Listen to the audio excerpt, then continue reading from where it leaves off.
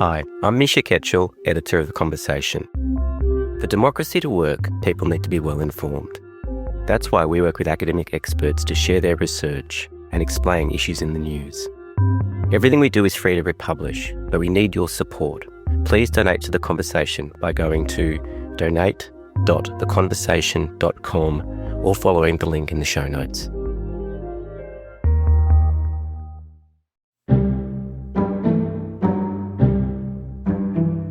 From The Conversation, this is Politics with Michelle Grattan. Changes to the tax arrangements for investment in housing will be one of the budget's central features.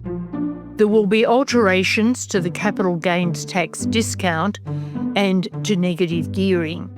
We don't know all the details yet, but the driving idea is to tilt the balance away from investors towards first home buyers as one way of tackling the affordability crisis. More broadly, the measures will be part of the budget's wider theme of intergenerational equity. To talk about these measures and housing more generally, we have Alan Kohler, who among his other roles is a financial commentator with the ABC. He's also author of a book titled The Great Divide, Australia's Housing Mess and How to Fix It, which was published in 2024. Alan Kohler, in your book, you say there are two tribes when it comes to housing solutions. One that sees zoning change and supply as the problem, while the other says it's the generous tax breaks that exist at the moment. You detail how Labor in opposition focused on the tax side, but when in government, it focused on the supply side. But now, of course, we see the government is moving to deal with tax treatment. How much effect do you think that will have? Well, look, it won't have much sort of mathematical effect in the sense that, it won't make much difference to house prices at all.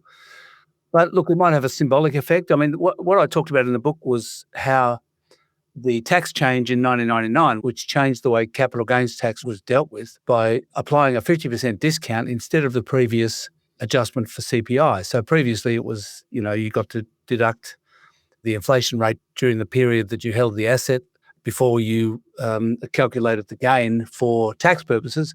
And then they just changed that to be a simple 50% discount. So you only paid tax on half the capital gain.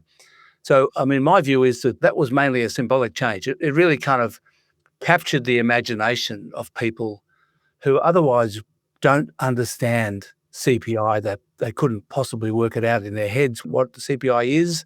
And so, I do think that changing that to a 50% discount meant that people kind of suddenly saw it as a big tax break, even though it probably wasn't much of a tax break because it wasn't much more at the time than inflation. But it encouraged investment, didn't it? It did. I think it did encourage a lot of investment. That's right.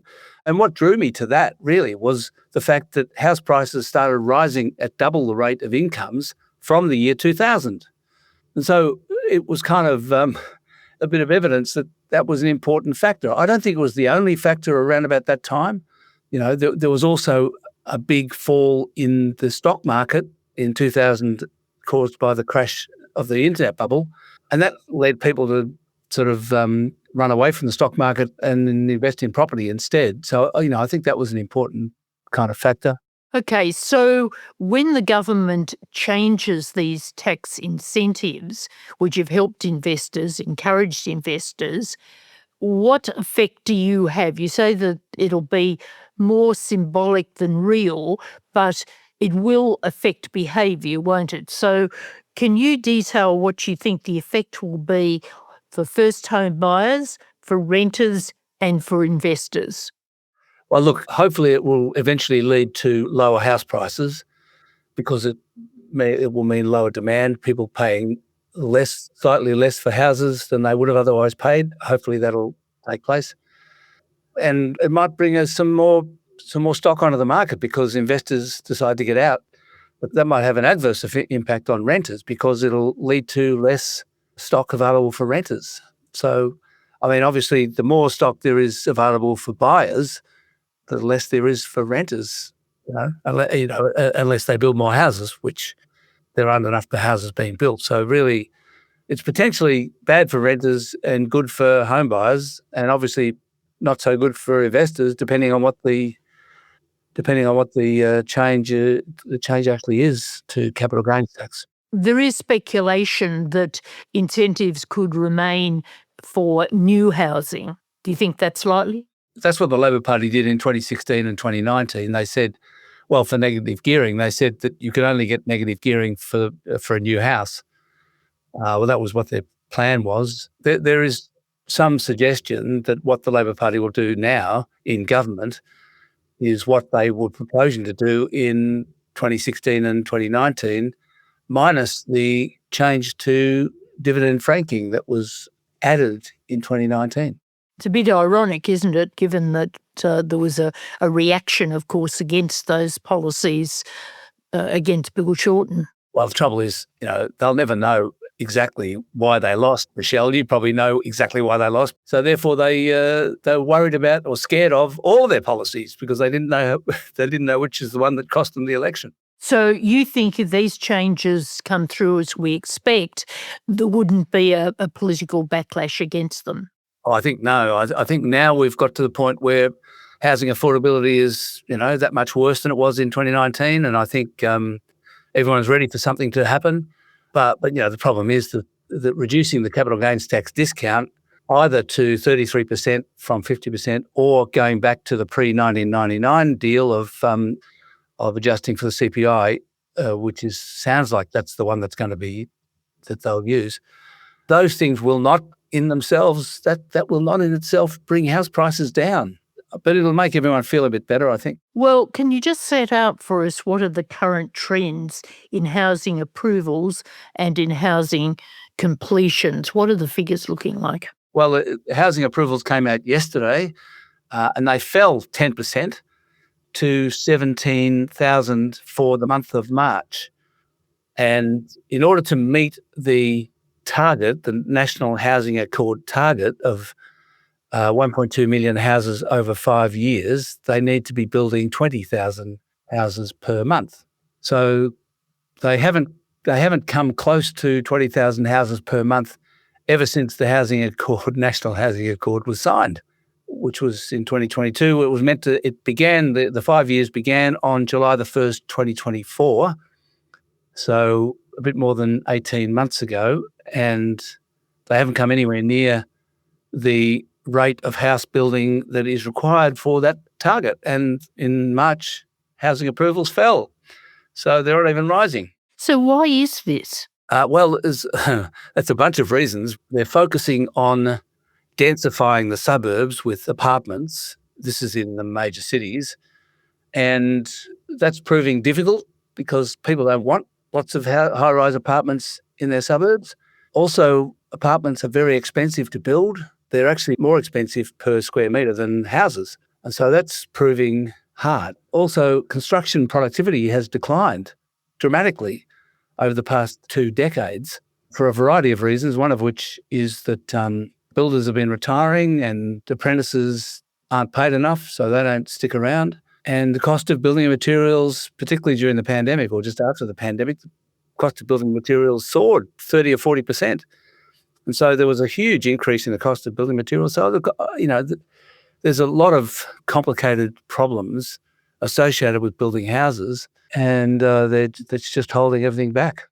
Yet in a way it seems a relatively simple task, doesn't it? That we don't seem to be able to break through any of these issues surrounding the problem. Well, unfortunately, they're not simple, really. I mean, dealing with construction productivity is many faceted. I mean, one of the problems is we've got a fair bit of immigration going on at the moment. It's falling, but it has been really high. But none of the immigrants are tradies. Like in the period after the war, virtually all the immigrants from Europe were tradies, brickies and concreters and carpenters and so on, but now they're not. They're doing something else. Is this because the tradies can't be found, can't be recruited? No, it's mainly because the countries from which the migrants come now which is mainly India and China and other Asian countries, the trade qualifications that exist in those countries are not recognised in Australia. So the people who migrate from those countries are not allowed to work as tradies in Australia because their trades, their skills and qualifications are not recognised. There's been a lot of talk about that issue. Martin Parkinson, former very senior public servant, gave a speech only a few weeks ago saying that this was a real problem across a whole lot of areas.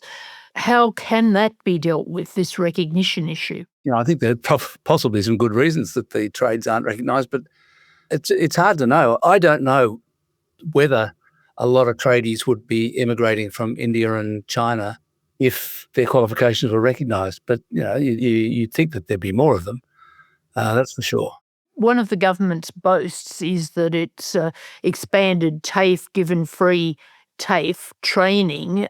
Surely we should be expecting more tradies to come through that particular channel. Yeah, look, that's a long, slow grind, that is. I mean, it might result in, more tradies in the end, but it'll take a while. And, I mean, in the meantime, the problem is when the apprenticeship system was established, most apprentices were 16 or 17 and they lived at home and they didn't drive a car. And so paying them not very much didn't matter. They were fine. But now apprentices, even coming out of high school are 18, they're driving, they don't want to live at home, and the wage isn't enough.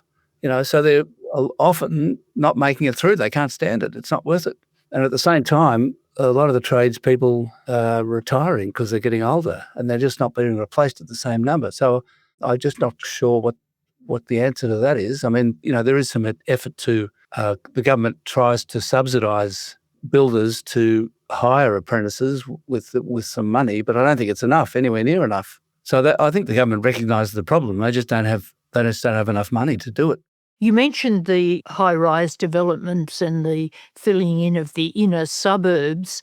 Would the housing issue be better dealt with if we were moving out rather than going up and doing this fill-in plan? Yeah, well, that's where I got to with my book. I got to the end of the book and, I had to write a chapter on what's the solution. And I kind of thought about it, and I spoke to, in particular, the people at the Grattan Institute who were, furiously advocating densifying the suburbs and still are.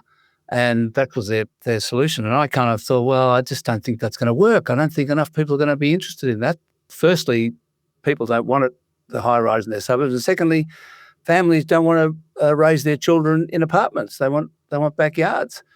So in the book, I concluded that what's required is better transport infrastructure to the regional centres. So fast trains to, regional towns like Bathurst and Newcastle, and not just fast trains between Melbourne and Sydney, but fast trains between Melbourne and Bendigo and Geelong, and so that, you can actually commute from those areas, and that would open up a lot of land because that's where people want to live. But again, the governments don't have the money for that. That's hugely expensive, I mean, there's the train from Melbourne to Geelong is a V-line country train, and it's not a commuter train. It takes ages. It doesn't run often enough, so it's not particularly useful for commuters.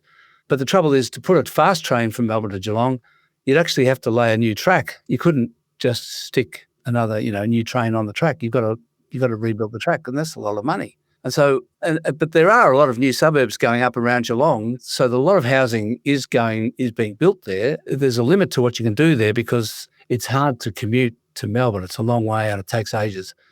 But between Melbourne and Geelong, there's so much land available, and there's also an airport. It's just that the train's no good. Critics, just to come back to the migration issue, another aspect of it, critics on the right of politics particularly have blamed the high migration level, which, as you said, is coming down, but not as far as they think it should. They've blamed that for some of this housing crisis. Do you agree with that?